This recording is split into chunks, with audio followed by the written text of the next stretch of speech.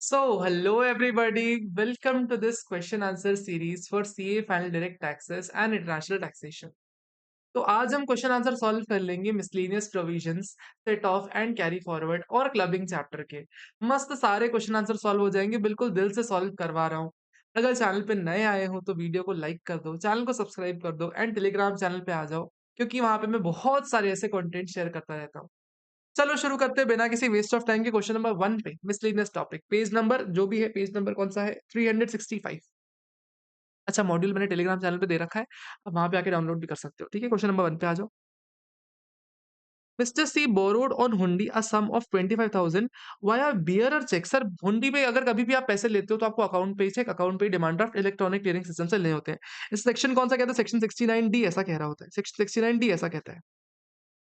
11/9/2024 को उसने ले रखा था, ठीक है, and repaid the same 30,000 rupees bye account पे चेक। सर, दिसंबर में वापस कर दिया ना, सितंबर में लिया, अक्टूबर में वापस कर दिया। 25,000 लिया था और 30,000 रुपीज रीपे कर दिया।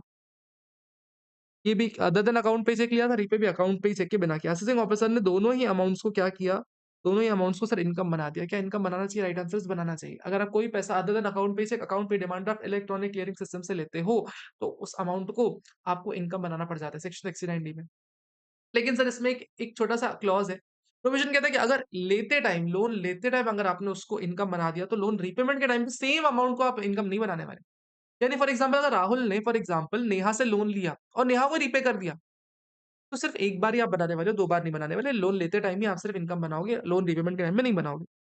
Section 69D provides that where any amount is borrowed on hundi or any amount is repaid thereon otherwise an account पे check demand of electronic clearing system, तो उसको डीम्ड इनकम मान ली जाती है जो भी पर्सन ले रहा होता है।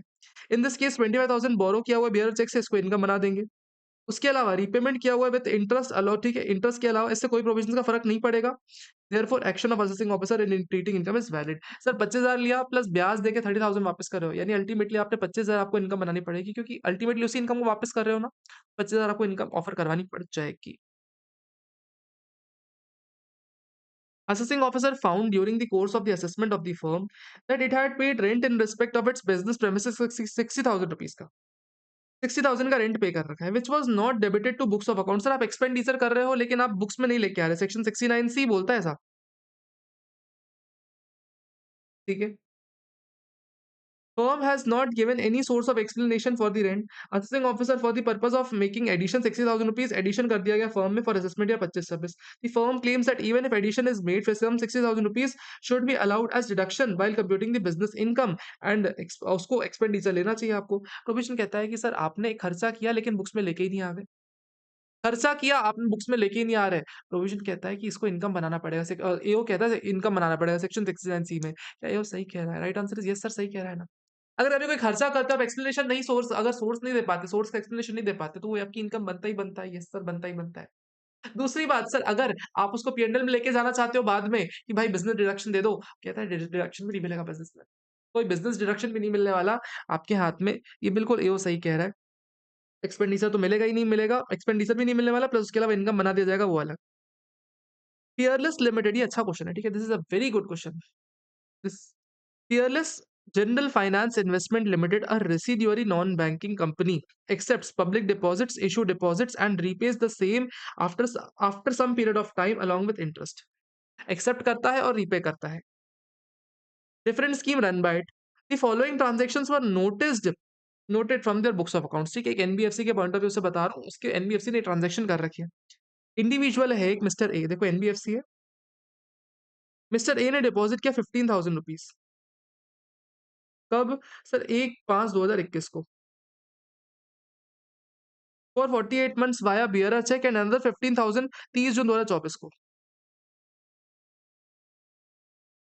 30 जून 2024 को सर 4 साल, 3 साल बाद पेमेंट कर रहा है अगला, 3 साल बाद अगला डिपॉजिट कर रहा है। क्या 269 एसएस का वायलेशन होगा? सर 269 एसएस का वायलेशन देखने के लिए अपने को देखना पड़ता है कि आउटस्टैंडिंग लोन 20,000 ज्यादा क्रॉस हो रहा है क्या। क्या इसमें आउटस्टैंडिंग लोन 20,000 है? नहीं सर, नहीं है। क्या इसको लेने से क्या पूरा आउटस्टैंडिंग लोन 20,000 से के ऊपर जा रहा है? हाँ सर, जा रहा है, यानी सर पूरे पे पेनल्टी लग जाएगी। कुल मिला के 30,000 रुपीज का वायलेशन हो रहा है हमारे यहाँ पे। पूरे पेनल्टी लग जाएगी, पूरा वायलेशन हो रहा है। Mister A has applied for premature withdrawal against his both the certificates. Mister A ने बोला कि अरे भैया देखो मैंने जो पैसे जमा कराए थे ना मुझे वापस चाहिए। फर्म ने पे किया 16,500 बियरर चेक से। देखो एक बात बताओ, फर्म ने पे किया, एनबीएफसी ने पे किया 16,500। सर एक बात बताओ, सवाल ये आता है कि जब 16,500 रुपीज़ का पेमेंट कर रही है एनबीएफसी, तो क्या इसमें 269 टी का वायलेशन होगा? राइट आंसर इज़ होना चाहिए। क्यों होना चाहिए सर? देखो, इंटरप्रिटेशन आपका हो सकता है अलग हो, लेकिन एक्चुअल इंटरप्रिटेशन क्या कहता है कि क्या सामने वाले पर्सन का आउटस्टैंडिंग बैलेंस 20,000 है क्या? आउटस्टैंडिंग बैलेंस 20,000 है क्या? हाँ सर 20,000 है ना, तो any repayment will attract penalty. अगर आउटस्टैंडिंग बैलेंस 20,000 है तो any repayment will attract penalty. ऐसा हमने पढ़ रखा है प्रोविजन। नहीं पढ़ा, एक बार रिवीजन वीडियो रेफर करना, बिल्कुल दिल से समझ में आ जाएगा एग्जैक्टली क्या बात कर रहा हूँ। बट कहते हैं आउटस्टैंडिंग बैलेंस, क्योंकि आउटस्टैंडिंग लोन तो अभी इसका 30,000 चल रहा है। 30K में आउटस्टैंडिंग बैलेंस पे अगर 30,000 है तो जो भी रीपेमेंट कैश में करोगे उस पे पेनल्टी लग जाएगी, तो पूरे 16,500 पेनल्टी लग जाएगी। नेक्स्ट रीपेमेंट क्या कह रहा है? नेक्स्ट रीपेमेंट 23 मार्च 2025 को हो रहा है। सर नेक्स्ट रीपेमेंट 15,000 का 23 मार्च 2025 को हो रहा है। सर क्या इसमें पेनल्टी लगेगी? देखो क्या आउटस्टैंडिंग बैलेंस 20,000 है क्या? नहीं सर, जैसे 16,500 आपने पेमेंट किया था ना, आउटस्टैंडिंग बैलेंस कम हो गया 20,000 से। तो ये अगर आप कैश में पेमेंट भी करते हो ना, 15,000 अगर कैश में भी दे रहे हो, पेनल्टी नहीं लगती है। आई होप ये बहुत नया सा कॉन्सेप्ट है, बहुत नया कॉन्सेप्ट है, आपने ऑफिस में कर रखा होगा। बट इसका इंटरप्रिटेशन थोड़ा सा गहरा है। और आईसीआई भी यही इंटरप्रिटेशन निकालता है। नवंबर 24 में एग्जाम क्वेश्चन में भी उसने यही इंटरप्रिटेशन निकाला हुआ है। आई होप आपको समझ में आई होगी बात। बाकी इनकी चर्चा हम exam oriented even power batches में बहुत डिटेल में करते हैं। बताओ वायलेशन बताओ, कोई दिक्कत वाली बात नहीं, क्या कह रहा है? नो वायलेशन, पहला डिपॉजिट लिया 15,000 का, कोई वायलेशन नहीं हुआ। सेकंड डिपॉजिट किया, वायलेशन हो गया। सेकंड क्वेश्चन, रीपेमेंट के टाइम पे पहला रीपेमेंट किया, वायलेशन हो गया। देखना पहला रीपेमेंट, क्योंकि आउटस्टैंडिंग 20,000 के ऊपर है ना, therefore penalty will be attracted जब पहला पेमेंट किया तो। लेकिन जब सेकंड पेमेंट 15,500 का किया गया ना, तब उसको पेनल प्रोविजन नहीं लगेंगे क्योंकि वो वायलेशन है ही नहीं। इसलिए कहते हैं 290 अट्रैक्ट सिर्फ फर्स्ट रीपेमेंट में होगा, सब्सिक्वेंट रीपेमेंट में नहीं होने वाला। इंपॉर्टेंट पॉइंट है, बढ़िया मस्त वाला। The proceedings before income tax authorities either can be attended by the SSC or through his authorized representative, who can be treated as authorized representative of the SSC. Mentioned 5% जिनको authorized representative बना सकते हो। तो section 288 बोलता है कि आप चाहो तो अपनी मीटिंग्स को ना आप अपने authorized representative के पास लेके जा सकते हो। मतलब आपके थ्रू आपका authorized representative income tax authorities के सामने प्रेजेंट हो सकता है। हाँ सर, हो सकता है, सीधी सी बात, हो सकता है।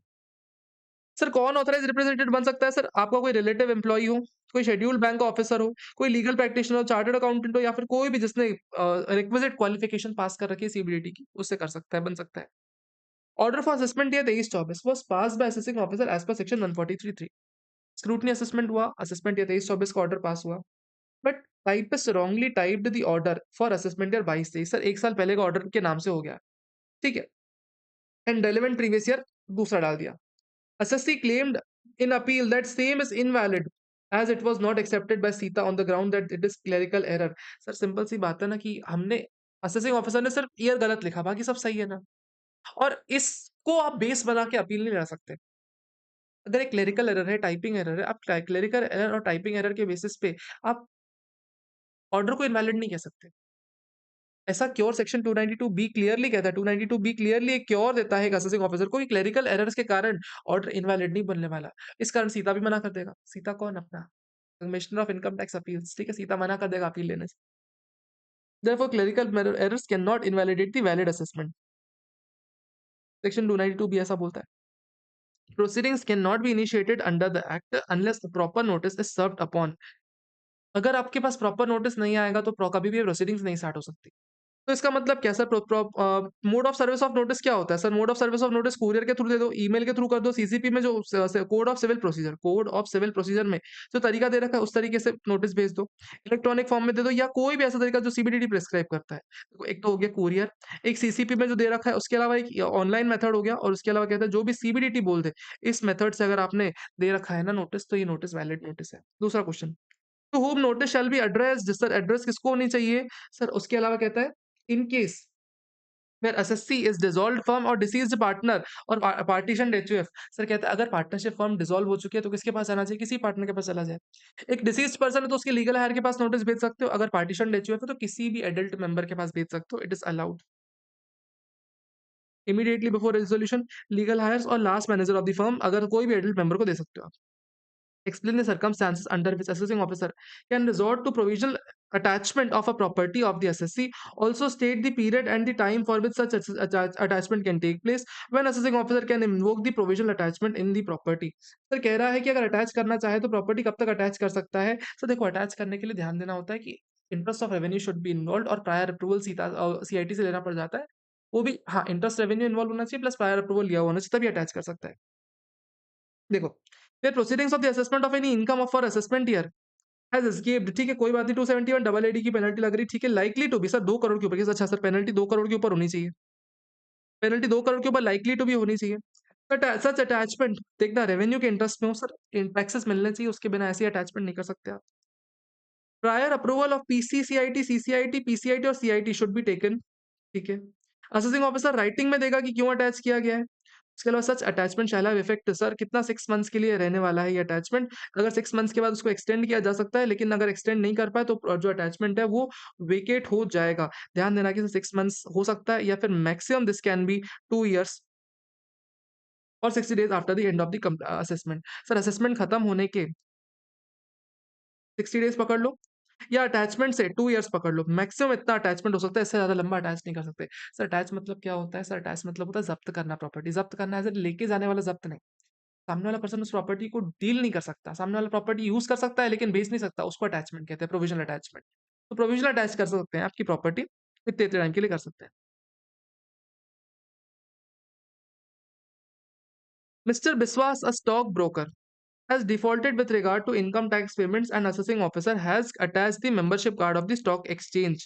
तो देखना एक स्टॉक ब्रोकर है, इसने डिफॉल्ट कर दिया और डिफॉल्ट होता है तो फिर आपके खिलाफ रिकवरी प्रोसीडिंग्स चालू होती है। रिकवरी प्रोसीडिंग्स में जो इनकम टैक्स अथॉरिटीज है ना, इन्होंने क्या किया, इस स्टॉक ब्रोकर का मेंबरशिप कार्ड को जब्त कर लिया। मेंबरशिप कार्ड अब ये ट्रेडिंग ही नहीं कर सकता। Mister Biswas contends that membership card is not transferable क्योंकि वो पर्सनल एसेट नहीं। Discuss the validity of the attachment by the assessing officer. Sir क्या कहता है मेंबरशिप कार्ड देखो प्राइवेट एसेट नहीं होता है।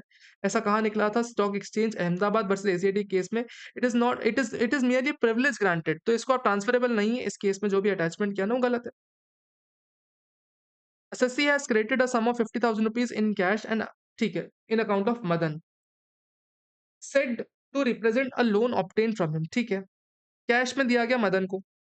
Assessing officer having gone through the genuineness of the transaction, disbelieved the story of the loan and treated 50,000 rupees as the income of the assessee as undisclosed income. He also stated section 271D and levied penalty of 60,000 rupees on the asset of having accepted the loan in contravention of 216 SS. Examine the correctness of the levy. Sir एक बात बताओ, मेरे account में credit हो रहा है 60 तक कितना 650,000 रुपीज कैश में क्रेडिट हो रहा है, किससे? मदन से। और मैं बोल रहा हूँ कि मैंने लोन ले रखा है, मैं बोल रहा हूँ मैंने लोन ले रखा है। तो पहली बात इसने 60,000 रुपीज की पेनल्टी कैसे लगा दी? इसने 60,000 रुपीज की पेनल्टी कैसे लगा दी? गलत बात है सर, पेनल्टी तो 100% ऑफ द अमाउंट के बराबर होती है ना, नहीं लगा सकता ये, गलत लगाती है सर, पेनल्टी का अमाउंट गलत है, पेनल्टी अमाउंट इज रॉन्ग। देखते हैं क्या कह रहा है। Several flaws in the assessing officer. Firstly penalty is not penalty leviable under section 271 D can not exceed the amount of loan. Sir loan amount से कोई पेनल्टी ज्यादा नहीं हो सकती। 50,000 का लोन ले लिया आप, 60,000 की पेनल्टी कैसे लगा सकते हो? That is wrong. उसके अलावा hence the maximum penalty is 50,000 rupees. Secondly penalty section 271 D में इम्पोज सिर्फ जॉइंट कमिश्नर लगा सकता है, यहाँ असेसिंग ऑफिसर ने लगाया हुआ है। लेकिन सर ऐसा अज्यूम किया जा सकता है कि assessing officer is joint commissioner, मान सकते हैं। तो कह रहा है यहाँ पे क्या बोल रहा है, hence unless the assessing officer happens to be joint commissioner. Sir अगर ये जो असेसिंग ऑफिसर जो पेनल्टी लगा रहा है ये जॉइंट कमिश्नर है तो सही है, अगर जॉइंट कमिश्नर नहीं है तो गलत पेनल्टी लगा दी है। बस इतना सही और क्या। Messrs alpha and company partnership firm having 5 partners sharing profit and loss equally, ठीक है, 5 पार्टनर्स हैं। The return of income for assessment year 25-26 was selected for scrutiny under section 143(3). Controversy was in relation to loan of 50 lakh rupees from one partner, ठीक है, 50 लाख का loan लेना था एक partner से। The Raghav credited in the books of accounts of the firm। अच्छा राघव से पैसे लोन लेने की बात है, फर्म की बुक में क्रेडिट हुआ था। The firm's explanation that Raghav has given loan of 50 lakh rupees carries interest of 12% as approved by the partnership firm was not accepted since Raghav's explanation on the source of the income in the hands was not satisfactory. Assessing officer ने accordingly जो income है ना उसको cash credit मान के firm के हाथ में टैक्सेबल करवा दिया 78% टैक्स लगा दिया। सर क्या हुआ? फर्म ने क्रेडिट कर दिया अपने अकाउंट में और बोल दिया लोन है, लेकिन राघव ने कुछ और बोल दिया, तो क्या असेसिंग ऑफिसर ने इसको इनकम बना दिया। असेसिंग ऑफिसर ने क्या सही किया? राइट आंसर सही करेगा ना। असेसिंग ऑफिसर को अगर लगता है कोई भी इनकम है, कोई भी कैश क्रेडिट हो रहा है अकाउंट में और एसएससी उसका एक्सप्लेनेशन नहीं दे रहा या दे रहा है लेकिन सैटिस्फैक्टरी एक्सप्लेनेशन नहीं दे रहा, उस केस में इसको इनकम बनाया जा सकता है। सेक्शन 68 में इसको इनकम बनाया जा सकता है। तो क्या कह रहा है?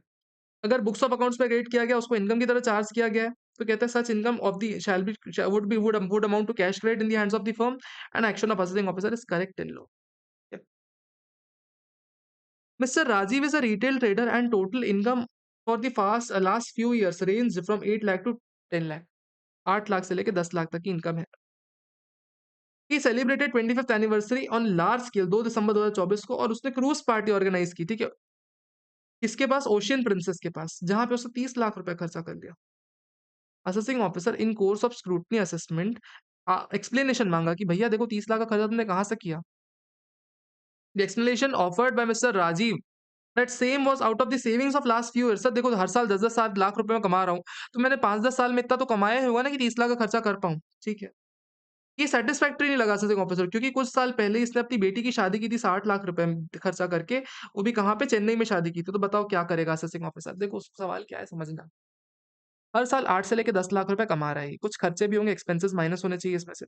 तो अगर इसकी नेट नेट सेविंग्स की बात करूँ तो अगर 10-15 साल भी अज़्यूम करता हूँ, 10 साल भी अगर अज़्यूम करता हूँ तो कुल मिला के 50 से लेके 60 लाख रुपए की इसकी 10 साल की सेविंग्स होगी।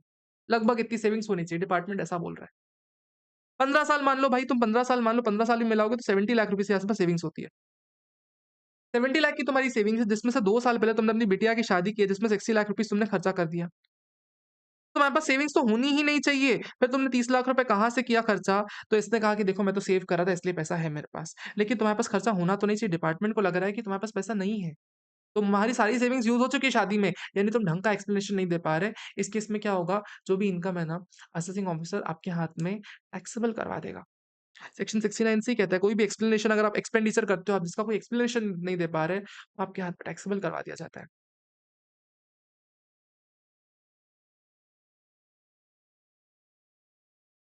उसके खिलाफ आपके खिलाफ पेनल्टी भी लगती है 30 लाख रुपीज़ आपके हाथ में टैक्सेबल तो करवाएँगे करवाएँगे प्लस 78% से आपके हाथ में टैक्स लग जाता है। 78% टैक्स प्लस 10% उसकी पेनल्टी भी लग जाती है। सेक्शन 271 डबल ए सी पे सेक्शन है। क्वेश्चन नंबर 12 पे आ जाओ। Mister Anand, a resident in Bangalore has two house properties. One is situated in Bangalore and other is in Jaipur. एक बैंगलोर में घर है, एक जयपुर में घर है। The house property was purchased in 1998 and Bangalore वाली was purchased in May 2008. तो जो अपना जयपुर वाली है, जयपुर वाली 1998 में खरीदी हुई है और बैंगलोर वाली कब खरीदी है? सर 2008 में खरीदी है। Mr. Anand transferred his house property at the Jaipur in the name of son Pratik on his 10th birthday in 10/2010. देखो, ये जो जयपुर वाली प्रॉपर्टी है ये 2002 में अपने बेटे को ट्रांसफर कर दी जब वो 10 इयर्स का था। In September 2022 TRO has served a notice to mister Anand for recovering the outstanding arrear. Sir 150 lakh रुपए का आउटस्टैंडिंग अरियर ड्यू है। कब? सितंबर 2022 में। ठीक है। Relating to assessment year 18-19 assessment year की बात है ये। In respect of the proprietary business related TRO ने साइमल्टेनियसली दोनों घर अटैच कर दिए। सर ये जो जयपुर वाला घर है जो इसने अपने बेटे के नाम पे कर दिया, ये भी अटैच कर दिया। प्लस बैंगलोर वाला 2008 वाला घर है ना, ये भी अटैच कर दिया। इसका बेटा प्रतीक बोलता है कि क्यों भाई मैं अपने पापा के से अलग रह रहा हूँ, मैं जब 10 साल का तब गिफ्ट किया, आज उस चीज को 20 साल हो चुके हैं, मैं पापा से अलग रह रहा हूँ, अपनी वाइफ के साथ रह रहा हूँ, मेरे घर को तुम अटैच नहीं कर सकते, ऐसा बेटा कह रहा है।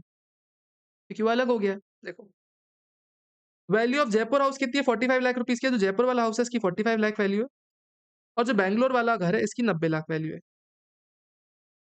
प्रतीक को आपको एडवाइस लेनी है कि क्या करना चाहिए। प्रतीक को आपकी एडवाइस चाहिए। देखो सवाल क्या है तो समझना। सर देखो बैंगलोर वाला घर जो लिया ना, बैंगलोर वाला घर ये तो सिंपल आनंद के पास ही है। आनंद का अटैच किया जा सकता है घर, क्योंकि आनंद के पास है, आनंद ओनर है, आनंद ने कोई डिफॉल्ट किया तो इसका अटैच किया जा सकता है। That is correct. सेकंड सवाल क्या आता है, क्या जो 10-20 साल पहले आपने अपने बेटे को घर दे दिया, वो माइनर बेटा था तब, तो जो घर दे दिया क्या उस साल की प्रॉपर्टी को आप इस साल में अटैच कर सकते हो क्या? राइट आंसर इज़ नहीं कर सकते। क्यों नहीं कर सकते? इसके मल्टीपल कारण हैं। पहला कारण, जिस साल का डिमांड है क्या उस साल में घर बेटे का था? राइट आंसर इज़ हाँ सर बेटे का था। क्या बेटा मेजर था? हाँ सर बेटा मेजर हो चुका था। भले घर बचपन में ट्रांसफर किया हो लेकिन जिस साल में ड्यू है उस साल में तो बेटा मेजर हो चुका है। लीगल ओनरशिप बेटे के नाम पे आ चुकी है घर की, तो इसलिए बेटे का ही घर है वो। 2018-19 जब डिमांड इकट्ठी हुई थी ना उस साल में बेटे का घर था, बेटा वैसे ही लीगली मेजर हो चुका था, तो उसके नाम पे घर चला जाएगा। तो this is the first reason कि क्यों डिमांड नहीं क खड़ी जा की जाती। सेकंड चीज़, आज की डेट में तो बेटा अलग ही रह रहा है ना। आज जब असेसिंग ऑफिसर असेसमेंट करना चाह रहा है, आज अटैचमेंट कैसे कर सकते हो? आज भी बेटा मेजर है। आज भी बेटा मेजर 2000 लगभग 2012 में ही मेजर हो चुका था, तभी उसके नाम पे ट्रांसफर हो चुका था, तो उसके बाद तो आप कभी अटैच कर ही नहीं सकते ना। जब तक माइनर होता है सन तब तक आप अटैच कर सकते हो प्रॉपर्टी को, तब तक के लिए जो पेरेंट होते हैं वो बेनिफिशियल ओनर होते हैं। लेकिन एक बार मेजर बन जाता है तो फिर बेनिफिशियल ओनरशिप खत्म हो जाती है पेरेंट्स की, इसलिए अटैच नहीं किया जा सकता। The assessment of Mr. Pramod was completed on 25th December 2024 and tax due was determined as rupees 115 lakh. The SSC has the following. देखो प्रमोद के पास क्या-क्या है देखना। एक बैंक एफडी है, कनारा बैंक के पास 22 लाख रुपए की। Receivables from T and company 27 lakh रुपए। टी एंड कंपनी के पास 27 लाख रुपए।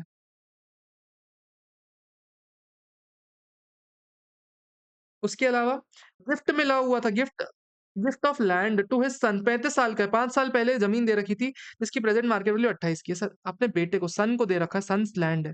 सन की लैंड है, तो कितनी 28 लाख रुपए की। तो उसने अपनी बहू रानी को एक डायमंड नेकलेस दे रखा है।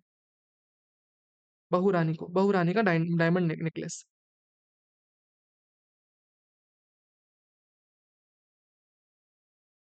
Necklace. Discuss the discuss which of the movable immovable property TRO can attach. सवाल आता है देखो, पहली बात तो एफडी अटैच कर सकते हैं क्या? हाँ सर कर सकते हैं। एफडीए कर सकते हैं 22 लाख की, इसी की एफडी कर सकते हो। रिसीवेबल है, हाँ सर अटैच कर सकते हो, जो भी रिसीवेबल से पैसा आएगा डिपार्टमेंट रख सकता है। सर बहुरानी को दिया हुआ डायमंड नेकलेस क्या अटैच कर सकते हो? सर अगर आप कभी भी कोई प्रॉपर्टी अपनी बहुरानी को ट्रांसफर करते हो या अपनी वाइफ को ट्रांसफर करते हो, आप ही हमेशा उसके बेनिफिशियल ओनर कहलाते हो, डीम्ड ओनर आप ही कहलाते हो। तो उसको तो आप अटैच कर सकते हो, यानी सर ये बहुरानी का नेकलेस आप कर सकते हो। लेकिन सर जो सन इन लॉ को सन को आपने लैंड दे रखी है, क्या इसको अटैच कर सकते हो? सर मेजर सन को या मेजर चाइल्ड को दिया हुआ गिफ्ट कभी भी आप बेनिफिशियल ओनर नहीं बनते। You are not beneficial owner of this, neither you are any kind of any owner of this property, इसलिए आप इसको अटैच नहीं कर सकते। ये प्रॉपर्टी पूरी की पूरी आपके नहीं, आपके सन के नाम की है, इसलिए टीआरओ इसको अटैच नहीं कर सकता। As simple as it can be. Oh wow! Sir wow खत्म हो गया। He can not recover by attaching the land given to his son, बस। Oh wow! सर बड़े आराम नाल खत्म हो गया ये चैप्टर। आ जाओ नेक्स्ट चैप्टर में व्हिच इज़ अपना क्लबिंग 157 19 चालू करें क्लबिंग। देखो मैं क्वेश्चन पहले करा चुका हूँ, इस क्लबिंग को ना पीछे से चालू करेंगे। इस चैप्टर को अगर कॉन्कर करना है तो पीछे से आ जाओ। अटैक पीछे से करेंगे इसको। आओ। Tax assessment of Mr. Raghav was completed on 25th December 2024 and tax was determined at 28 lakh rupees. The SSC has the following. ठीक है, असेसमेंट हुआ, 28 लाख रुपए डिटरमाइन हुआ। बैंक डिपॉजिट्स कनारा बैंक में 24 लाख के थे, रिसीवेबल 27 लाख के थे। ओ हो सेम वही क्वेश्चन रिपीट हो गया। उसने अपने मेजर सन को 5 साल पहले 28 लाख की लैंड गिफ्ट कर रखी थी और नेकलेस अपनी बहुरानी को दे रखा था, बताओ क्या करोगे? सर देखो ये बैंक तो कर सकते हैं, रिसीवेबल कर सकते हैं, प्रॉपर्टी नहीं कर सकते, बहुरानी की वो कर सकते हो, बहुरानी का जो भी एसेट है वो कर सकते हो। तो इसलिए जस्ट क्लबिंग बाद में करवा रहा हूँ, बड़ा सिंपल सा क्वेश्चन था। क्वेश्चन नंबर इस पे आ जाओ,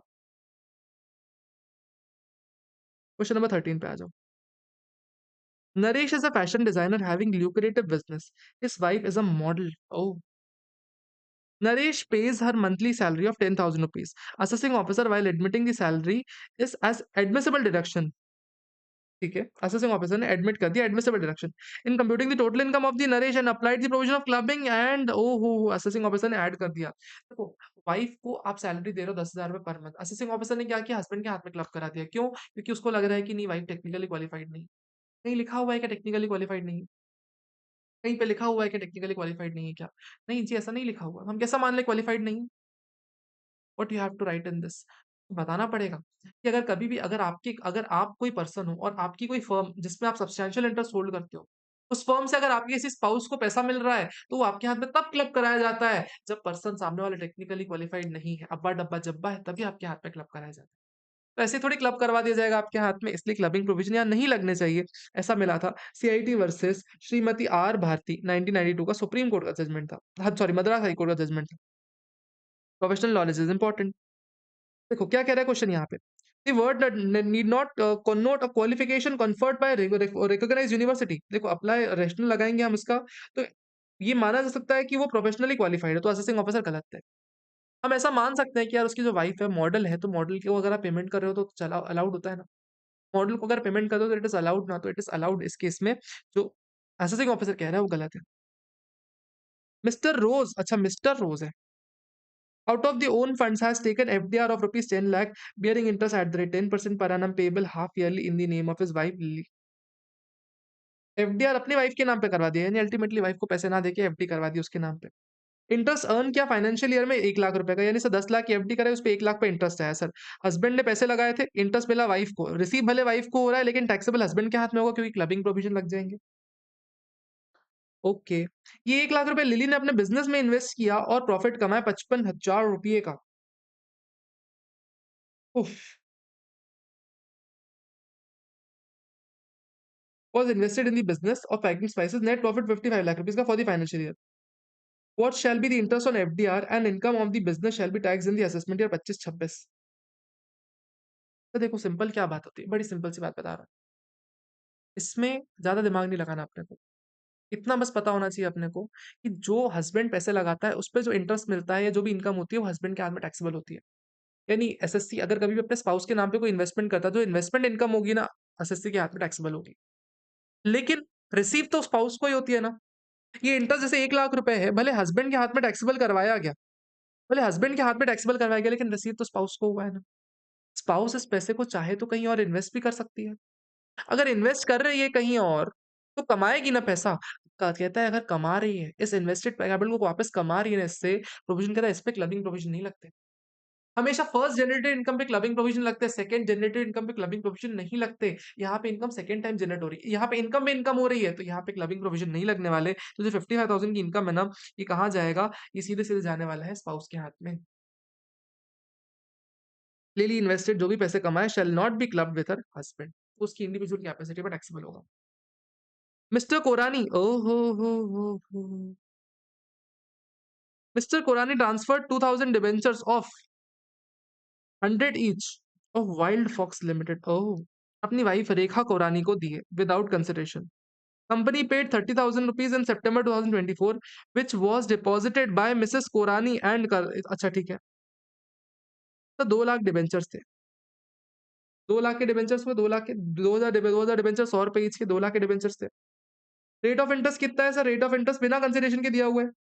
कंपनी पेड इंटरेस्ट 30,000 रुपीज का इंटरेस्ट है, 30,000 का इंटरेस्ट है। ये हस्बैंड के हाथ में क्लब होना चाहिए, मिस्टर कुरानी के हाथ में, ठीक है। Which was deposited by Mrs Kurani with Kartar finance company. Kartar finance company paid 3,000 interest up to 30। अच्छा, ये जो 30,000 का है ना, ये दूसरी कंपनी के पास डिपॉजिट किया गया, और ये 30,000 पे और 3,000 इंटरेस्ट कमा लिया मिसेस कुरानी ने। दिमाग हो तो ऐसा। प्रोविजन कहता है जो 30,000 रुपीज तो ऑलरेडी इनकम है ना, ये इनकम वैसे हस्बैंड के हाथ में क्लब कर दी गई, तो इस इनकम पे वापस जो इनकम करेगी ये थोड़ी क्लब होने वाली है, तो ये तो मिसेस कुरानी के हाथ में टैक्सेबल होने वाली है ना, ये तो वाइफ के हाथ में टैक्सेबल होगी। देयरफॉर 3,000 का जो इंटरेस्ट है ना, ये वाइफ के हाथ में ही होने वाला है, हस्बैंड के हाथ में नहीं होने वाला। आ जाओ नेक्स्ट क्वेश्चन पे। जी सिंपल सिंपल से क्वेश्चन है, इसमें तो कोई टेक्निकलिटी है ही नहीं। आ जाओ। Mister A has gifted a house property valued 50 लाख रुपीज टू हिज वाइफ, अपनी प्रॉपर्टी वाइफ को दे दी, who in turn has gifted the same to Mrs C. Mister A के पास प्रॉपर्टी थी, वो मिसेस सी को उसने दे दी, ठीक है। फिर डॉटर इन लॉ को दे दी। क्या कह रहा है? मिस्टर ए की प्रॉपर्टी है 50 लाख की, इसने किसको दिया? मिसेस बी को दिया। मिसेस बी अभी इसकी वाइफ है, मान सकते हैं, और उसने मिसेस डॉटर इन लॉ को दे दिया, मिसेस सी को। मिसेस सी जो कि डॉटर इन लॉ है, उसको दे दी। The house was let out for 25,000 per month. Mrs सी ने इसको लेट आउट किया, और 25,000 रुपए किराया कमाया महीने का। Throughout the year compute the amount of income chargeable in the hands of Mister A and Mister Mrs C. देखो सिंपल सी बात है कि मिसेस सी के हाथ में भले इनकम रिसीव हो रही, बट कभी भी अगर आप प्रॉपर्टी अपने सन्स स्पाउस के पास अगर प्रॉपर्टी जमा करवा रहे हो, बहू रानी के पास प्रॉपर्टी जमा करवा रहे हो, तो इनकम आपके हाथ में क्लब कराई जाएगी। तो ये जो 25,000 की इनकम है, 25,000 की अगर इनकम पकड़ोगे आप, 25,000 into 12 is equal to nothing but 3 lakh. 3 lakh को मैं मल्टीप्लाई करूंगा 70% से, क्योंकि 30% का स्टैंडर्ड डिडक्शन मिलता है हाउस प्रॉपर्टी में। तो 2,10,000 रुपए की जो भी इनकम है ना सर, ये हस्बैंड के हाथ में, मिस्टर ए के हाथ में टैक्सेबल होनी चाहिए। Income from let out house property 2,10,000 रुपए।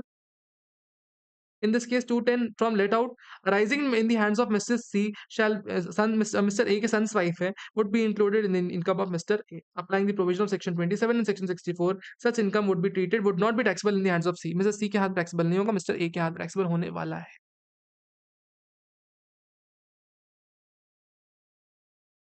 आ जाए नेक्स्ट क्वेश्चन में। Mrs. E, wife and Mr. F the partner of a firm. Wife of Mr. F is a partner in a firm. देखो mister F है और ये Mrs ई है, husband wife है दोनों। Mrs E is a partner, firm में partner है। Sir capital contribution to the firm 2024 का 5 लाख रुपए, सर इसने कैपिटल कंट्रीब्यूशन 5 लाख दिया। आउट ऑफ इस 3 लाख रुपए has been invested by husband. 3 lakh रुपए, 3 लाख रुपए हस्बैंड का है, 2 लाख रुपए खुद का है, सेल्फ।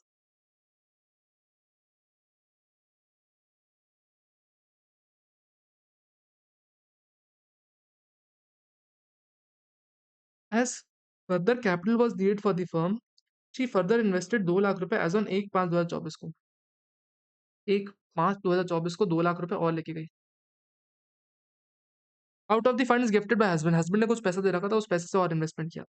फर्म ने इंटरेस्ट ऑन कैपिटल दिया 80,000 रुपए का। अच्छा, ये जो पार्टनरशिप फर्म है ना, मिसेस बी को क्या दे रही है? इंटरेस्ट ऑन कैपिटल कितना? 80,000 रुपीज का। ठीक है। और शेयर ऑफ प्रॉफिट दे रही है 60,000 रुपीज का for the financial year 2014-15। Advise Mr. F to the applicability of the provisions of section 64 in respect of the above referred transaction। देखो बड़ी सिंपल सी बात है, कोई भी अगर फर्म से अपने को इनकम हो रही है ना, तो जितना प्रोपोर्शन मेरे हस्बैंड ने पैसा लगा रखा है या मेरी वाइफ ने, मेरे स्पाउस ने पैसा लगा रखा है, उतना प्रोपोर्शन उसके हाथ में क्लब कराना चाहिए। बड़ी सिंपल सी बात है। वो भी क्लबिंग की डेट कौन सी पकड़ते हैं? हमेशा 1 अप्रैल ऑफ प्रीवियस ईयर, यानी 1 अप्रैल को जो कैपिटल कंट्रीब्यूशन था उस रेशियो में हमेशा बांटना होता है इनकम को। तो जो कैपिटल कंट्रीब्यूशन कितना है? 1 अप्रैल को 5 लाख की कैपिटल लगी हुई है, 5 लाख में से 3 लाख हस्बैंड की है, इसमें 60,000 की इनकम में से 5 3/5 तो हस्बैंड का है। यानी कुल मिला के अगर मैं इंटरेस्ट की बात करूं, 80,000 divided by 5 into 3, 80,000 divided by 5 into 3, 48,000 rupees husband के हाथ में इंटरेस्ट क्लब होना चाहिए, और 60,000 divided by 5 into 3, 36,000 rupees wife के हाथ में, हस्बैंड के हाथ में प्रॉफिट क्लब होना चाहिए। सर बड़ी बात हुई कि प्रॉफिट तो एग्जेम्प्ट होता है ना, क्योंकि पार्टनरशिप फर्म पार्टनर हमेशा टैक्स भरने के बाद आती है। पार्टनरशिप फर्म हमेशा टैक्स भर देती है प्रॉफिट पे। तो जो भी प्रॉफिट पार्टनरशिप फर्म को हुआ होगा और पार्टनर को मिला होगा, वो तो एग्जेम्प्ट होना चाहिए। तो दिस शुड बी एग्जेम्प्ट, और जो इंटरेस्ट है टैक्सेबल होना चाहिए मिस्टर ए के हाथ में। लेट्स सी क्या आंसर आ रहा है।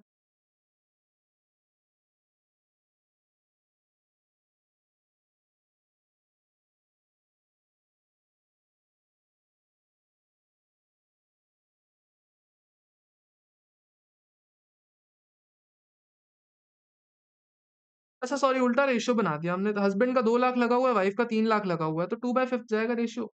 2/5 जाएगा तो ये हो जाएगा अपना 32,000 का, ये जो हो जाएगा।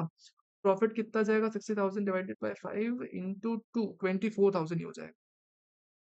तो 30,000 क्लब होना चाहिए, और 60,000 रुपीज एग्जाम होगा। वही आंसर है, कोई टेक्निकल है ही नहीं इस क्वेश्चन में। देखो इंटर लेवल पे नए चैप्टर बहुत अच्छे से पूछता है, फाइनल लेवल पे पूछता नहीं ढंग से। पता नहीं क्यों फाइनल लेवल पे नए चैप्टर पसंद ही नहीं आ रहा आईसीआई को। Mister Ravi has gifted his only house property to his wife. अपने क्या उसके पास एकमात्र हाउस प्रॉपर्टी थी, अपनी वाइफ को दे दी उसने। And his married daughter Mrs Divya. एक मिनट, मिस्टर रवि के पास ओनली हाउस प्रॉपर्टी थी, किसको दी? मिसेस दिव्या को। एंड सॉरी, मिसेस रवि को, अपनी वाइफ को, एंड मिसेस दिव्या अपनी डॉटर को। ठीक है। Assessing officer served a notice of demand to Mr. Ravi for payment of taxes for the income derived from the house property। बताओ असेसिंग ऑफिसर का सही है कि नहीं कंटेंशन। देखो एक प्रॉपर्टी थी, मैं दो लोगों को गिफ्ट कर दी। सर कर सकते हैं कि आधी प्रॉपर्टी वाइफ के नाम पे, आधी प्रॉपर्टी बेटी के नाम। आधी प्रॉपर्टी वाइफ के नाम पे, आधी प्रॉपर्टी बेटी के नाम पे। असिस्टेंट ऑफिसर ने जैसे ही देखा कि देखो भैया बेटी को गिफ्ट कर रहा है ये और अपनी वाइफ को गिफ्ट कर रहा है, तो आगे चल के ना नोटिस भेज दिया दोनों इनकम के लिए। जो प्रॉपर्टी से इनकम हो रही है ना, वाइफ के करस्पॉन्डिंग पोर्शन में जो इनकम हो रही है और जो डॉटर के करस्पॉन्डिंग पोर्शन पे इनकम हो रही है, दोनों के लिए नोटिस भेज दिया। बताओ असिस्टेंट ऑफिसर सही है क्या? राइट आंसर इज नहीं है सही। क्यों सही नहीं है? बिकॉज़ वाइफ को दिया हुआ एसेट तो आपके हाथ में क्लब कराया जाता है।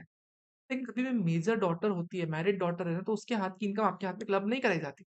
इवन तो क्लब भी कराई जाती है, लेकिन तो मैरिड डॉटर है, माइनर तो कह ही नहीं रहा हूँ। कहीं माइनर तो कह ही नहीं रहा। तो सिंपल सी बात अपने को ये ध्यान देके चलनी है कि ये प्रॉपर्टी डॉटर की है। डॉटर के करस्पॉन्डिंग जो भी नोटिस भेजा गया है, that is invalid, not tenable in law. Wife के corresponding notice is correct. Question number 7 पे आ जाओ। आ जाओ क्वेश्चन नंबर 7 पे क्या कह रहा है? Mister Madan gifted a sum of 6.5 lakh rupees to his brother's wife। Madan है, मदन का एक ब्रदर है, ब्रदर। कितना? 6.5 लाख रुपीज। इसको इसको इसको नहीं दिया, इसकी वाइफ को दिया है, इसके ब्रदर की वाइफ को दिया है, ब्रदर्स वाइफ का 6.5 लाख। कब दिया है? एक 14/6/2023 को। इसके ब्रदर ने कितना गिफ्ट किया हुआ है सर? 12/7/2023 को 5.2 लाख रुपीस गिफ्ट किया हुआ है। दोनों ने ही अपना पैसा एफडी में लगाया 9% प्रति माह के हिसाब से। कब? 1 अगस्त को पैसा लगाया। यानी सर इसने 5.2 लाख रुपीस लगाया 9% के हिसाब से फॉर एक अगस्त से लगाया ना, 1 अगस्त से कितना हो जाता है? यानी नियरली नियरली 8 मंथ्स लगाया आउट ऑफ 12। और इसने कितना लगाया? इसने लगाया 6.5 लाख रुपीस लगाया इंटू 9% इंटू 8/12। इतने टाइम के लिए पैसा लगाया। Examine consequences as per income tax act, किसके किसके हाथ पे कितनी इनकम टैक्सेबल होगी। ब्याज मिला कितना पहले तो ये तो निकालो।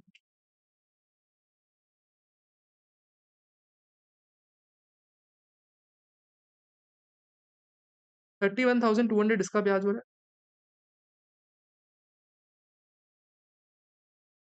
39,000 इसका ब्याज हो रहा है। सर हमने पढ़ा हुआ है क्रॉस ट्रांसफर कभी भी होता है। आप अपने ब्रदर की वाइफ को दे रहे हो, आपका ब्रदर आपकी वाइफ को दे रहा है, तो कुल मिला के जो कॉमन अमाउंट रहता है, उस कॉमन अमाउंट पे जो इंटरेस्ट रहता है, वो सारा का सारा इंटरेस्ट हमारे हाथ में क्लब हो जाता है, हस्बैंड के हाथ में क्लब हो जाता है, अगर आपने अपने ब्रदर की स्पाउस को दे रखा है तो। तो सिंपल सिंपल सी बात है, कॉमन अमाउंट 31,200 है, हस्बैंड के हाथ पे क्लब करा जाएगा। आंसर देखो यही मिलेगा। केशव जी मोरारजी वाले केस लॉ में ऐसा मिला था। जो भी interest corresponding to 5.2 lakh rupees है, इसको क्लब करा दिया जाएगा। इसने इंटरेस्ट कैलकुलेशन ही नहीं कर रखा। Oh my god. Mister Arvind has 3 minor children. 3 बच्चे, तीन बच्चे। 2 ट्विन डॉटर 12 साल की और एक सन है 16 साल का। देखो, डॉटर 1, डॉटर 2, सन 1। 12 12 और ये 16। Income of twin daughter is 2500 per annum each. 2500 रुपए ये कमाती है बिटिया, 2500 रुपए ये कमाता है। और बेटा कितना कमाता है? बेटा बड़ा है लेकिन सिर्फ 1200 रुपए कमाता है। ठीक है। मिसेस अवनी, इसकी एक वाइफ भी, अरविंद अरविंद की एक वाइफ भी है। कौन? अवनी। कौन है? अवनी एक वाइफ है। Has transferred her flat to minor son 1/4/2024 को। ये जो अवनी के पास फ्लैट था ना, अवनी के पास फ्लैट, ये इसने माइनर सन को दे दिया था। Out of natural love and affection flat was let out on the same day. Rental income 10,000 रुपए मिल रही है। तो जो 10,000 रुपए की रेंटल इनकम है रिसीव कौन कर रहा है? माइनर सन रिसीव कर रहा है, क्योंकि अवनी ने अपना फ्लैट अपने माइनर सन को दे रखा है। Compute the income in respect of minor children to be included in the hands of the Arvind and Mr. Anand under section 64, assuming that Arvind's total income is higher। Arvind जो husband है ना, इसकी income ज्यादा है। Before income और before minor income clubbing. ठीक है, अब दोनों शिफ्ट कर रहे हैं, shift out of default taxes. Default taxes में दोनों ही टैक्स नहीं भर रहे। ठीक है। देखो अल्टीमेटली बड़ी सिंपल सी बात है। हमको देखना क्या है कि जिसकी इनकम ज्यादा उसके हाथ में क्लब कराना पड़ेगा। तो डॉटर 1 की इनकम कितनी है? डॉटर 1 की इनकम 2500 रुपए। 2500 में 1500 रुपए का डिडक्शन मिल जाएगा, जो एग्जेम्पशन बोलते हैं, एग्जेम्पशन मिल जाएगा। फिर डॉटर 2 में 1500 मिल जाएगा। डॉटर सन में कितना मिलेगा सर? सन में 1500 रुपए का मिलता है एग्जेम्पशन, लेकिन इनकम ही 12 लाख है, 1200 है तो 1200 रुपए का एग्जेम्पशन मिलेगा। कुल मिला के तीनों चिल्ड्रन की इनकम कितनी? 2000 रुपए टैक्सेबल होनी चाहिए। This should be clubbed in the hands of fathers. पापा के हाथ में इतनी इनकम क्लब होनी चाहिए। क्लियर बात है। प्लस सर जो कहता है ना 10,000 रुपीज का रेंटल इनकम मिल रही है ना, ये किसके हाथ में क्लब होगी? सर है इनकम तो पेरेंट मम्मी है, तो इनकम चाइल्ड की। क्लब होनी चाहिए पेरेंट्स के हाथ में, लेकिन पेरेंट्स में भी किसके हाथ में क्लब हो जाएगी? सर कायदे से पापा के हाथ में क्लब होनी चाहिए, लेकिन पापा के हाथ में क्लब करने से एक बहुत बड़ा नुकसान हो जाएगा। क्या नुकसान हो जाएगा मेरे साथ समझना। है प्रॉपर्टी घर की, मम्मी की, मम्मी ने बेटे को दे दी और क्योंकि बेटे की इनकम उसके हाथ में क्लब होनी चाहिए, जिसकी इनकम ज़्यादा होती है तो पापा के हाथ में क्लब करनी पड़ जाएगी। तो इससे कहीं न कहीं डायरेक्टली इनडायरेक्टली मम्मी की इनकम पापा के हाथ में चली।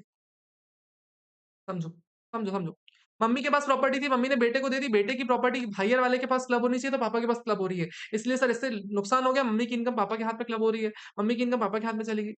ये गलत हो रहा है। इसलिए प्रोविज़न यहाँ पे स्पेसिफिकली बोलता है कि पेरेंट्स के पास क्लब करने से पहले बेनिफिशियल ओनर वाला कॉन्सेप्ट देखो। भले मम्मी ने घर दे दिया बेटे के नाम पे, लेकिन मम्मी अभी बेनिफिशियल ओनर है, तो पहले बेनिफिशियल ओनर के हाथ में जाएगी इनकम। पहले क्लबिंग प्रोविज़न बाद में लगाओगे पेरेंट्स वाले, पहले बेनिफिशियल ओनर के हिसाब से देखो, क्या बेनिफिशियल ओनर मम्मी है? अगर मम्मी बेनिफिशियल ओनर है, तो उनके हाथ में क्लब करवाओ।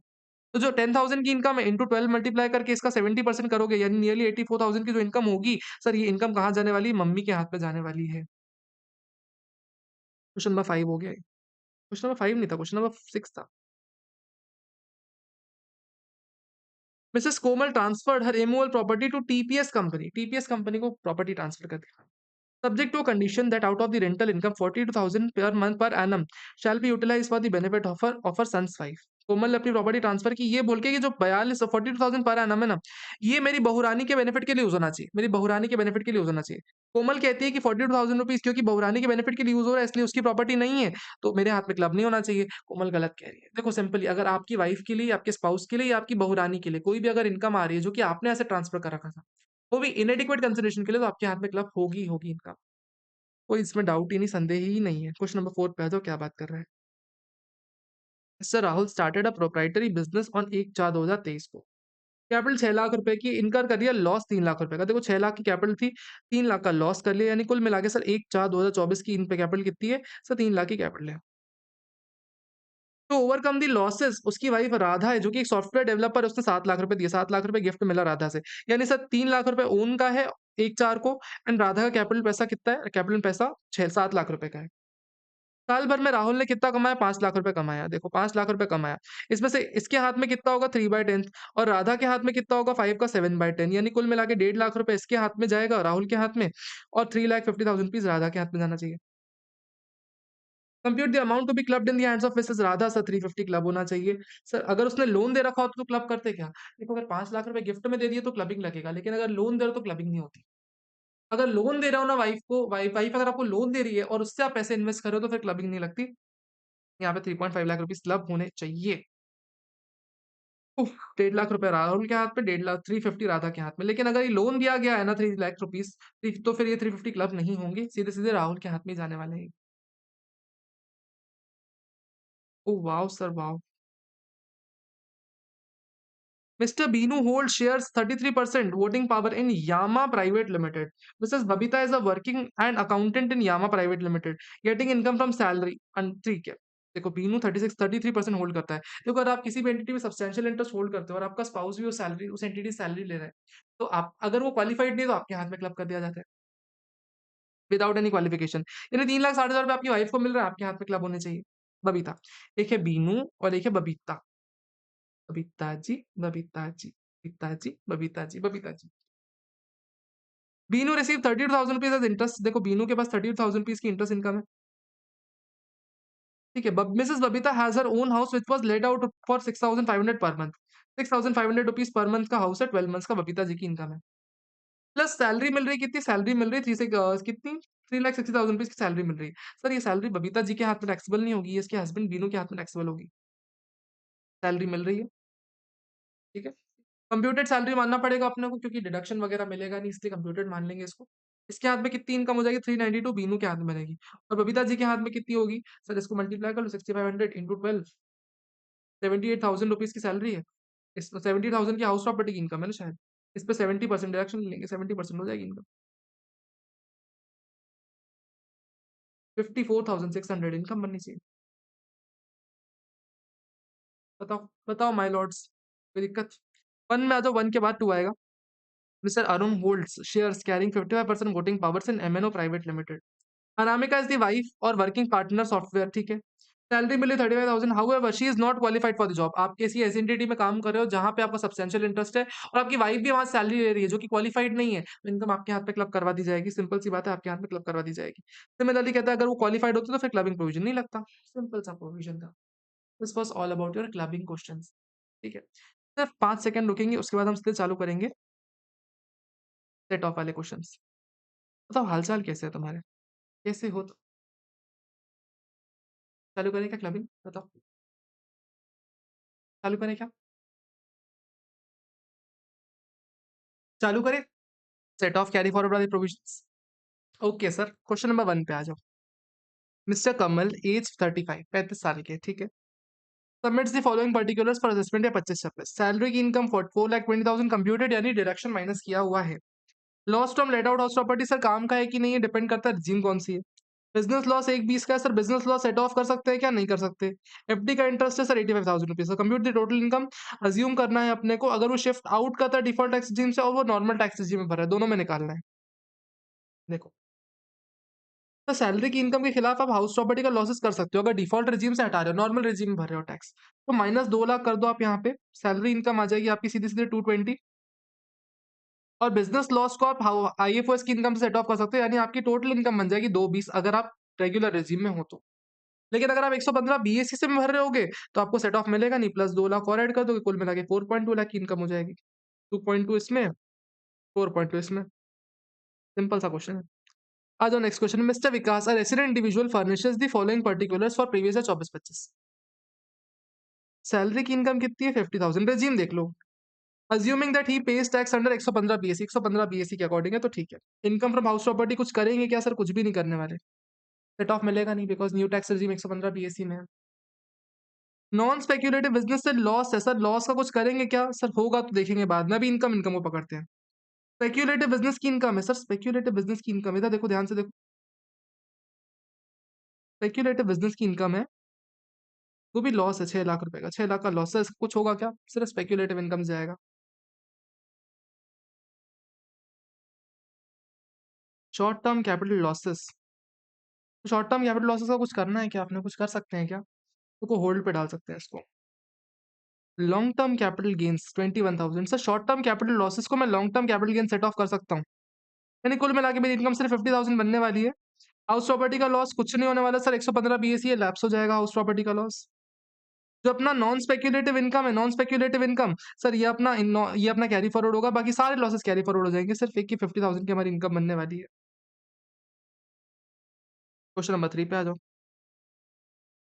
During previous year 24-25 mister Chetan has following income and brought forward losses, कुछ इनकम से और ब्रॉट फॉरवर्ड लॉसेस है। Short term capital gain on sale of shares, shares के सेल पे इतना गेन है, ठीक है। इनकम ये हो गई फर्स्ट वाली। Brought forward losses for assessment year 22-23 sir, कौन सा लॉन्ग टर्म लॉसेस है, क्या लॉन्ग टर्म लॉसेस को शॉर्ट टर्म सेट ऑफ कर सकता हूँ, अभी तो नहीं कर सकता, लेकिन लॉन्ग टर्म गेन भी है अपने पास, ठीक है सर, कोई बात नहीं।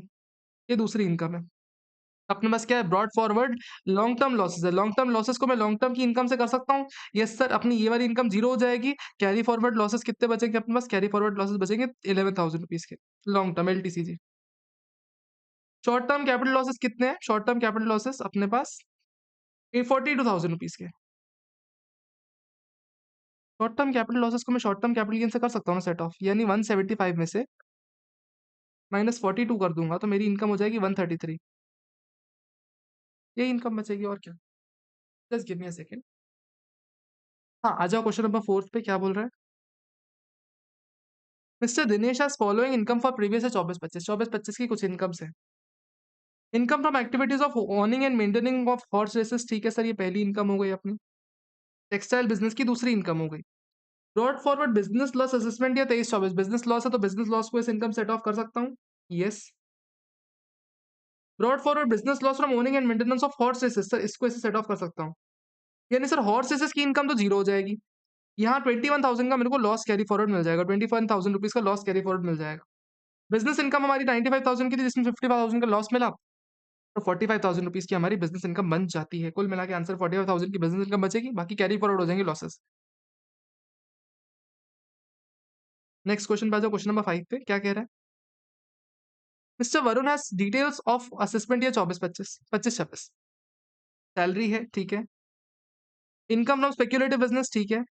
Loss from non speculative business, ठीक है। इसको पकड़ते हैं 1 मिनट के लिए। शॉर्ट टर्म कैपिटल गेन, ठीक है।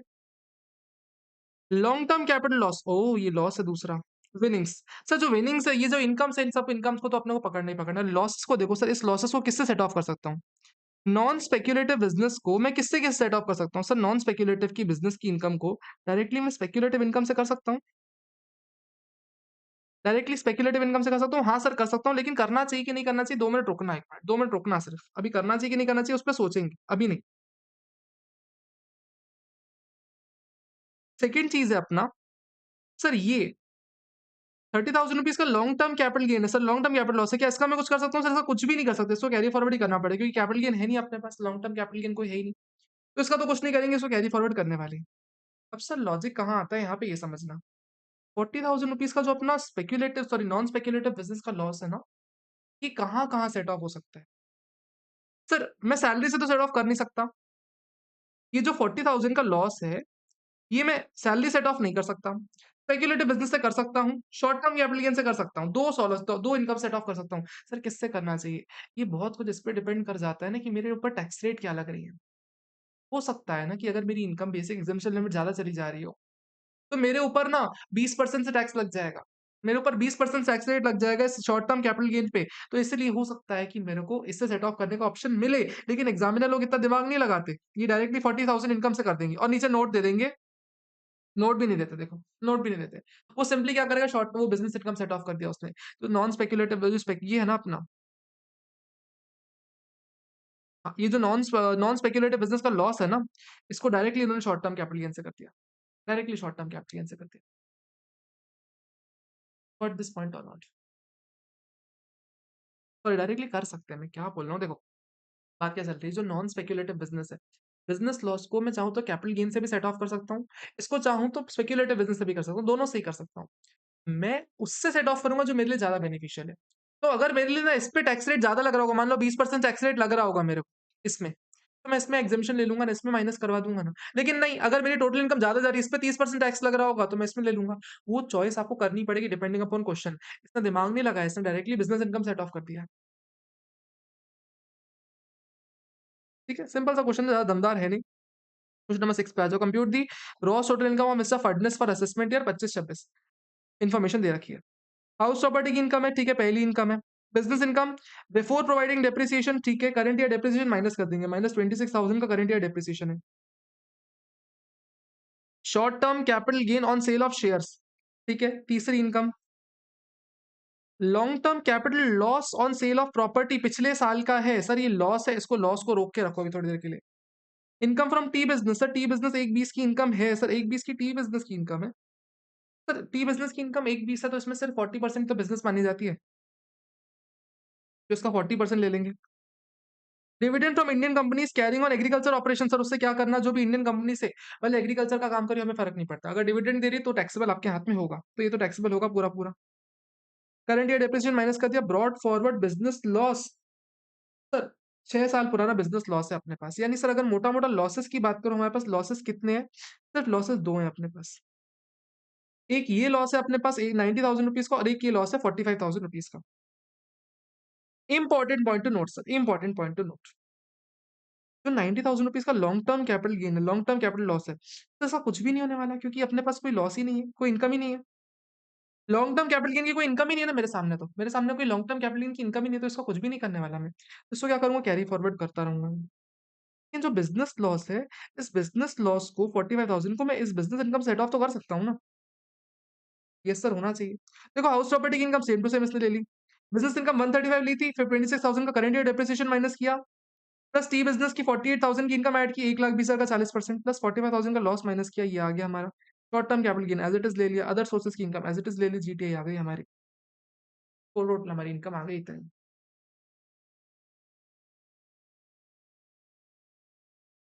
X limited carrying on the business as sole proprietor died on 31st मार्च 2024। जैसे ही उसकी डेथ होती है ना, business was carried by legal higher. Sir कभी भी अगर लीगल हायर इनहेरिटेंस के कारण बिज़नेस कैरी फॉरवर्ड होता है, उस केस में ना अपने को लॉसेस मिल जाते हैं। फॉर्मिंग एज़ फर्म, अच्छा, ठीक है। दी Determine the business loss of 5 lakh carry forward as per income tax act. The firm consists of all the legal heirs of X. Do they have a right to carry forward income? तो देखना क्या कहते हैं. In this case, business of X continued by the legal heir after the death constituting a firm. Hence, the exception contained section 48 along with decision would apply here and therefore would be entitled to carry forward losses. Sir क्योंकि inheritance के कारण business carry forward हो रहा है ना, इसलिए losses allow कर दिए हैं. ये सिमिलर क्वेश्चन है, we have already solve this question. इसको आप नहीं करोगे तो भी आपका काम हो जाएगा. क्वेश्चन नंबर 9 क्या बोलता है? Examine in brief about the treatment of the given following cases in the income tax act 1961 के अकॉर्डिंग असेसमेंट या 25-26 के लिए. Loss of 85,000 was sustained by Simran in activities of owning and maintaining of horse races. फिर क्या होगा? 4 साल के लिए कैरी फॉरवर्ड कर सकते हो आप. सिर्फ और सिर्फ हॉर्स रेसेस की इनकम सेट ऑफ कर सकते हो. रिटर्न फाइल करना टाइम पे जरूरी है. बस ये 3 लाइन लिख दोगे, नंबर मिल जाएंगे पूरे पूरे. SSC sustained a loss under income from house property in previous year relevant to assessment year 24-25. previous year 24-25 की बात है. Which could not be set off against any other head of income for that assessment year. SSC did not furnish return of income within time. Within time sir, house property के loss के लिए आपको time पे return furnish नहीं करना पड़ता. आप late return furnish करोगे तो भी लॉसेस मिल जाते हैं. In respect of relevant assessment year, however, SSC filed the return of income within the time allowed under section 139(4). ठीक है, क्या कैरी फॉरवर्ड कर सकते हो सर? हाउस प्रॉपर्टी का लॉसेस आप सेट ऑफ कर सकते हो, कोई बुराई नहीं है. सिमिलर क्वेश्चन है, ऊपर हम करके आ चुके हैं. चलो एक बार देख ही लेते हैं, इस क्वेश्चन को देख ही लेते हैं. क्वेश्चन नंबर 11 क्या बोल रहे हैं? ABC Limited was amalgamated with XYZ Limited on 1/4/2024 को. All the conditions for section 2(1)(b) were satisfied. ABC has following brought forward losses. ABC के पास following losses है. Speculative loss, सर कभी भी अगर amalgamation होता है speculative loss carry forward करने नहीं दिया जाता. Speculative losses carry forward करने नहीं दिया जाते, इसको ignore करना पड़ेगा. Unabsorbed depreciation अपने को मिल जाएगा. Scientific research मिल जाएगा. उसके अलावा सर business loss मिल जाएगा. ये सब मिल जाएगा, लेकिन ऊपर वाला लॉस बस अपने को नहीं मिलने वाला. देखना आगे क्या कह रहा है. XYZ Limited has computed book profit of 140 lakh before setting off eligible losses from ABC. But after providing depreciation 15% on 1,50,000 rupees being consideration for which plant and machinery transferred to XYZ Limited. अच्छा, the written down value as per income tax act कितनी है sir? 100 lakh रुपए की है. तो 100 लाख रुपए की plant and machinery है. 100 लाख रुपए की plant and machinery return down value, मतलब देखो पुरानी फर्म से नई फर्म में आया. नई फर्म के अकॉर्डिंग बुक वैल्यू होनी चाहिए 100, लेकिन हमने बुक्स में रिकॉर्ड किया 150, तो हमने डेप्रिसिएशन 150 के हिसाब से चार्ज कर लिया नई एंटिटी में, क्योंकि चार्ज कितने पे करना चाहिए था? 100 पे चार्ज करना चाहिए था.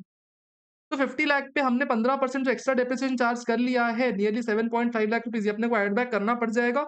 इससे हमारा बुक प्रॉफिट 7.5 लाख से बढ़ जाएगा. ठीक है. ये अब book profit include speculative profit of 10 lakh रुपए. तो स्पेक्युलेटिव प्रॉफिट 10 लाख रुपए इंक्लूडेड है, इन दोनों कोई बुराई थोड़ी. बिजनेस प्रॉफिट में 10 लाख रुपए स्पेक्युलेटिव प्रॉफिट इंक्लूडेड हो, कोई बुराई थोड़ी होती है उसमें. ठीक है. सर अब कह रहा है कि हमारे पास लॉसेस इनकम कितनी है सर? 147.5 लाख रुपीस की हमारी टोटल बुक प्रॉफिट है. इसमें से लॉसेस कितने हैं सर? ये पूरे लॉसेस ले ही सकते हैं ना, हम पूरे के पूरे लॉस ले सकते हैं, तीनों ले सकते हैं. अगर मैं तीनों को ऐड करता हूँ कितना होता है? 140 होता है, यानी कुल मिला के सर 7.5 लाख की इनकम बच जाती है. इसका कुछ कर ही नहीं सकते स्पेक्युलेटिव लॉस का, पूरा ही ले सकते हैं. और क्या हम किसी नॉर्मल बिजनेस का लॉस स्पेक्युलेटिव इनकम से कर सकते हैं? हाँ सर, कर सकते हो ना. स्पेक्युलेटिव लॉस के लिए कंडीशन है कि स्पेक्युलेटिव लॉस को सिर्फ स्पेक्युलेटिव इनकम से करना है, लेकिन स्पेक्युलेटिव इनकम के अगेंस्ट पे तो आप कोई भी लॉस सेट ऑफ कर ही सकते हो ना, कोई मना थोड़ी है. क्वेश्चन नंबर 12 बहुत अच्छा क्वेश्चन है. हम्म.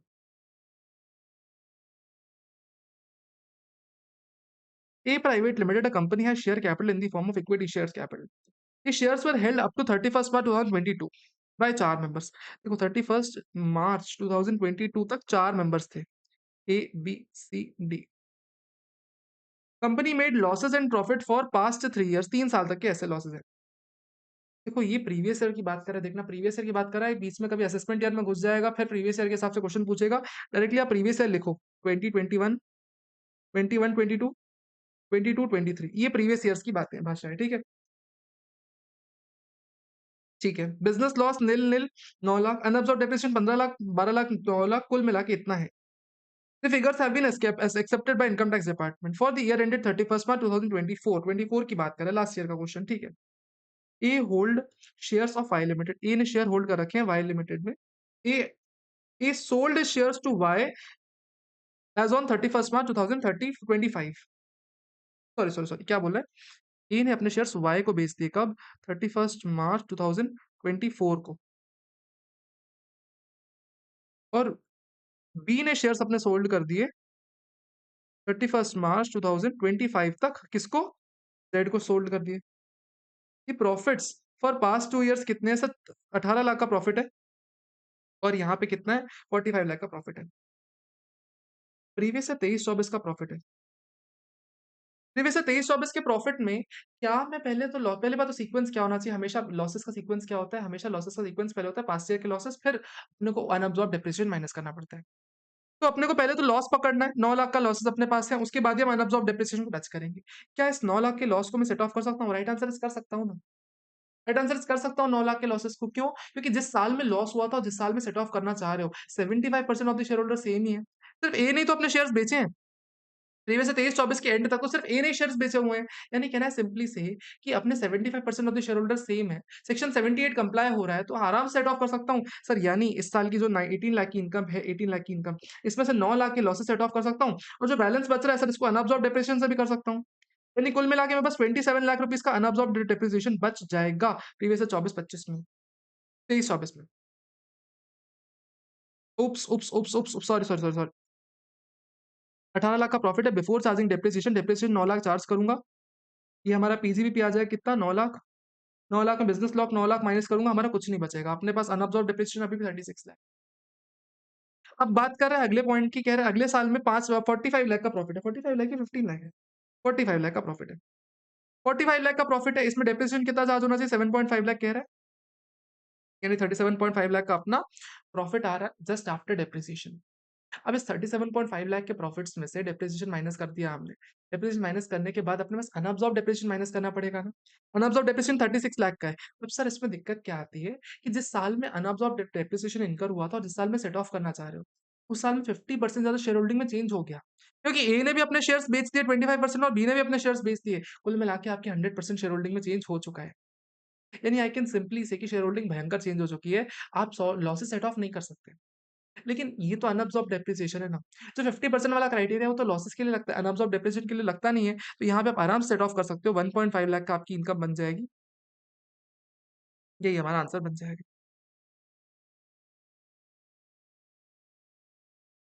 कितने क्वेश्चन? ओके, ठीक है। ये क्वेश्चन ना थोड़ा अजीब सा है, अतरंगी सा है, मतलब पुराना क्वेश्चन है, बस बुक्स में रखा हुआ है। Consequent to search under section 132 में सर्च हुई किसी के यहाँ पे, मिस अजय वर्मा के यहाँ। असेसिंग ऑफिसर ने पोजीशन, असेसिंग ऑफिसर को पता चला कैश है 180 लाख का जो कि रिकॉर्ड नहीं किया गया बुक्स ऑफ अकाउंट्स में और उसने नॉर्मल कोर्स ऑफ बिजनेस में मेंटेन की। अजय वर्मा ज्वेलरी बिजनेस में है और उसके पास ब्रॉड फॉरवर्ड बिजनेस लॉस है 90 लाख रुपीस का, अनअब्सॉर्ब्ड डेप्रिसिएशन है 30 लाख रुपीस का। 90 लाख का बिजनेस लॉस, 30 लाख का अनअब्सॉर्ब्ड डेप्रिसिएशन। वो सेट ऑफ करना चाहते हैं, क्या वो कर सकते हैं? देखो बड़ी सिंपल सी बात बता दो मैं। अगर सर्च हो रही है ना आपके सामने, पहले सर्च हुई, अगर मान लो किसी पहले साल की सर्च है, मतलब पहले 1 सितंबर 2024 से पहले का भी सर्च हुआ है, तो जिस साल के लिए आपका एसेट मिला ना उस साल की इनकम के अगेंस्ट में आप कभी भी कोई भी लॉसेस सेट ऑफ नहीं कर सकते। सर्च के दौरान फाइंड की हुई इनकम में कोई भी आप सेट ऑफ नहीं कर सकते। ऐसा प्रोविजंस पहले हुआ करते थे। लेकिन जब से आपका ब्लॉक असेसमेंट आया ना, ब्लॉक असेसमेंट में तो पूरा असेसमेंट ही ब्लॉक का होने लग गया। तो प्रोविजन कहता है ना कि अगर पुराने किसी साल के लॉसेस आप इस ब्लॉक सेट ऑफ करना चाहते हो ना, वो भी नहीं कर सकते। आपको कैरी फॉरवर्ड ही करने मिलेगा, लेकिन आप इस ब्लॉक सेट ऑफ नहीं कर सकते कभी।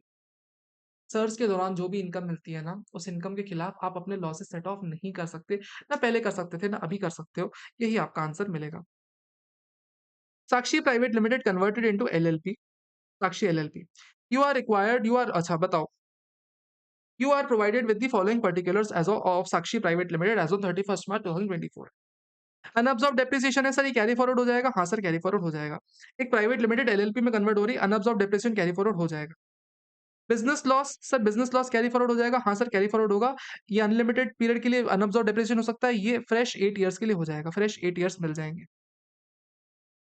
अनएडजस्टेड मैट क्रेडिट सर, ये लैप्स हो जाता है कभी भी। अगर आप एलएलपी से पार्टनरशिप से एलएलपी में कन्वर्ट करते हो ना, तो आपका मैट क्रेडिट लैप्स हो जाता है।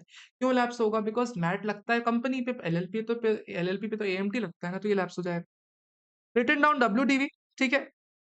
12 लाख की प्लांट एंड मशीनरी है। 18 ठीक है, उसके अलावा 60 लाख की प्लांट एंड मशीनरी है। उसके अलावा सब कुछ ले रखा है सर, ये तो आपका सीधे सीधे कैरी फॉरवर्ड हो जाएंगे एज पर book value. Cost of land 60 lakh की है, market value sir cost of land 60 lakh पे रिकॉर्ड हो जाएगी। एक्सपेंडिचर ऑन वीआरएस देखो 25 लाख का आपने खर्चा कर रखा है प्रीवियस ईयर 22-23 में। सर दो बार जो भी खर्चा हो चुका है वो खर्चा माइनस करने के बाद जो अपने पास वैल्यू बची हुई है ये न्यू एंटिटी को मिल जाएगी। 3 करोड़ ट्रीटमेंट सर, सेम यही ट्रीटमेंट देंगे। अनअब्सॉर्ब्ड डेप्रिसिएशन तो ले सकते हैं नई एंटिटी। बिजनेस लॉस ले सकती है, 8 फ्रेश 8 इयर्स के लिए मिलेगा। मैट क्रेडिट लैप्स हो जाएगा, can not be availed. Depreciation return on value जो भी कैरी फॉरवर्ड हो रही है उस पे ले लेंगे। उसके अलावा जो भी लैंड एक्वायर कर रखी है 60 लाख पे करेंगे, और जो वीआरएस का खर्चा है, वीआरएस का खर्चा फ्रेश नई एंटिटी को मिल जाएगा। इतने से प्रोविजंस थे, सिंपल से प्रोविजंस थे, इसमें कुछ दम ही नहीं था। तो इससे हमारा क्लबिंग भी खत्म हो जाता है, सेट ऑफ भी खत्म हो जाता है, मिसलेनियस प्रोविजंस भी खत्म हो जाते हैं। आई होप आपको पसंद आ रही होगी क्वेश्चन आंसर सीरीज। अगला वीडियो किस टॉपिक पे चाहिए जरूर मुझे बताना। I will be more than happy to make videos on those topics. तब तक के लिए वीडियो को लाइक कर दो, चैनल को सब्सक्राइब कर दो, and we will see you guys in the next one. Bye bye, take care and enjoy study.